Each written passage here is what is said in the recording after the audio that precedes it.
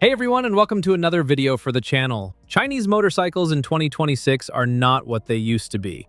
While the world kept believing that China only made cheap, unreliable knockoffs, the Asian giant's motorcycle industry quietly and devastatingly reinvented itself. Instead of competing on price with inferior quality, Chinese manufacturers went out and acquired world-class quality, then offered it at accessible prices. They did it through strategic partnerships with industry titans like KTM, Piaggio, and BMW Motorrad, and through acquisitions like QJ Motors' takeover of the European brand Benelli. The result? Today, a CF Moto 675 NK comes packed with Brembo brakes, adjustable KYB suspension, a TFT display, traction control, and ABS at half the price of a Honda CB 650R with comparable performance. Here in 2026, the old bias still travels faster than any engine displacement, but the specs tell a different story. The motorcycle war is no longer between countries, it's between brands, and several Chinese brands are already fighting for the podium. So get comfortable, because in this video, I'm going to walk you through the 7 most reliable Chinese motorcycles you can buy in 2026.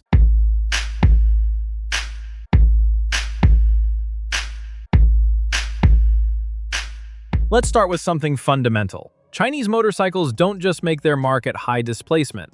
They win first in the urban segment, where millions of people buy their first or second bike. And here, Haojuet plays with an advantage that few people know about. It's a joint venture with Suzuki. That's not a marketing slogan.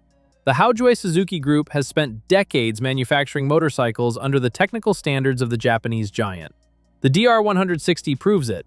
A single-cylinder, 4-stroke, air-cooled engine with electronic fuel injection, disc brakes with ABS on both wheels, digital instrumentation, and fuel consumption hovering around 90 miles per gallon. ABS as standard on an urban motorcycle for under $2,000?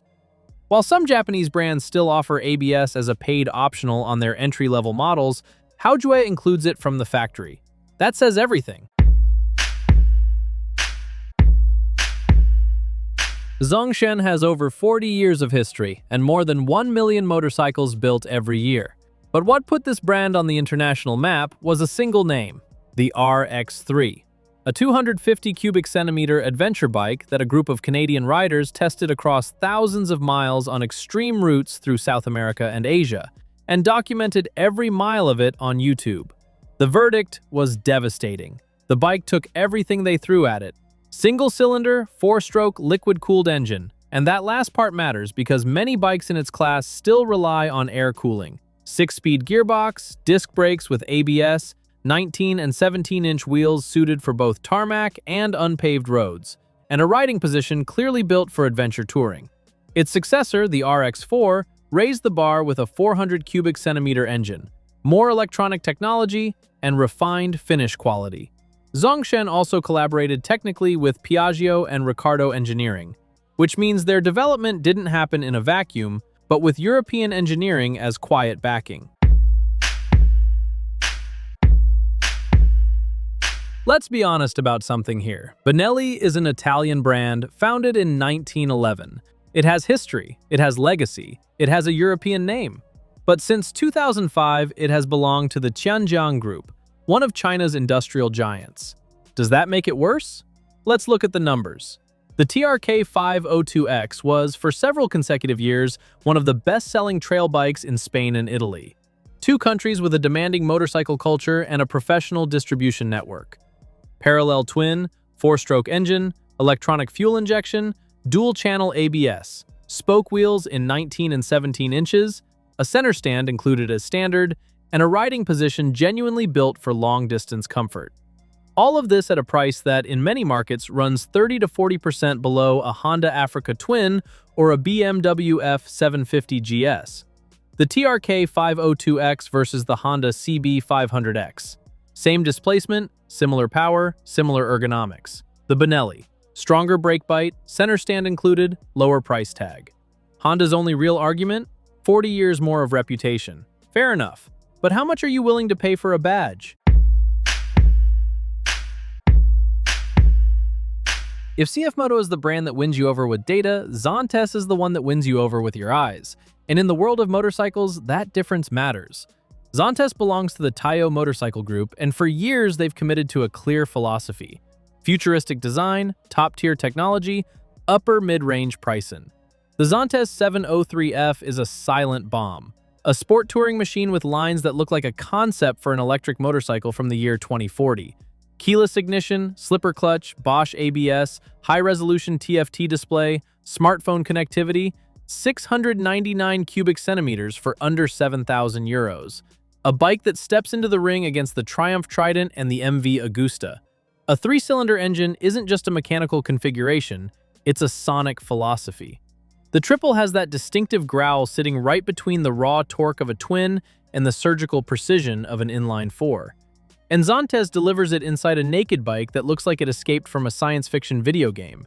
No mainstream Japanese manufacturer is doing that today. The 5-year unlimited mileage warranty Zante offers in 2026 is not a small detail. It's a declaration of confidence in their own product. No brand that doubts its quality offers 5 years of full coverage. That, more than any spec sheet, tells you everything about a company that knows exactly what it has on its hands. There is one test that doesn't lie. It's called the Dakar Rally. Over 8,000 kilometers through deserts, dunes, rock fields, and extreme temperatures.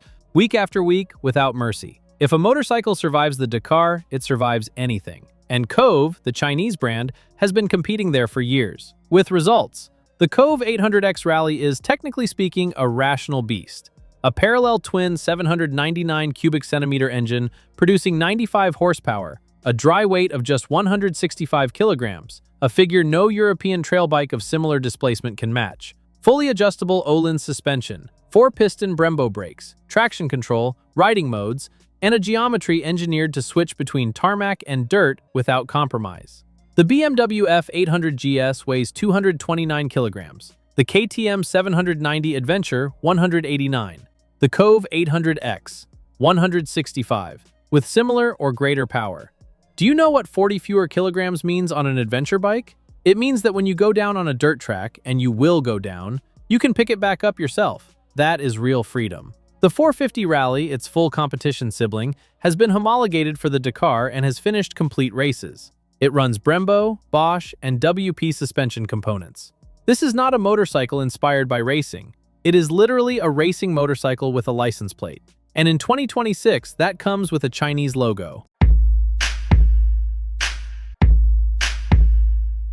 Lanson is, in all likelihood, the largest two-wheel engine manufacturer in the world that you've never heard of. Headquartered in Chongqing, it produces over 3 million units per year, supplies engines to dozens of global brands, and holds a landmark technical agreement with BMW Motorrad. From that alliance came the engine powering the BMW F850 and F900 GS. That's right, the engine inside those German BMWs is built by Lanson. And Vogue is the premium brand Lanson created for itself. The Vogue 525 DSX is a naked adventure bike with a 494 cubic centimeter parallel twin, a direct descendant of the block co-developed with BMW, delivering 48 horsepower, fully adjustable KYB suspension, Brembo brakes, a 7-inch TFT display with Bluetooth connectivity, traction control, 5 riding modes, and an assembly quality that visitors at European trade shows consistently describe as surprising for the price. If I told you a motorcycle runs the same engine BMW helped engineer,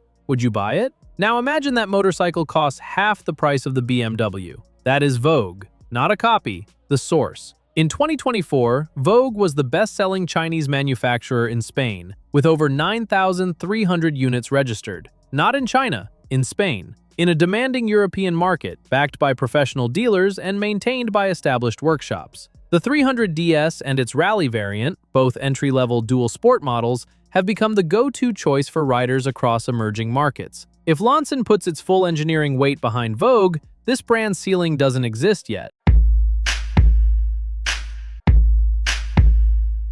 We've reached number 1, and if there is one Chinese brand that perfectly embodies the revolution we've been talking about in this video, it's CF Moto. Not because it's the cheapest, not because it has the most radical design, but because it has built the most solid industrial alliance any Chinese manufacturer has ever achieved.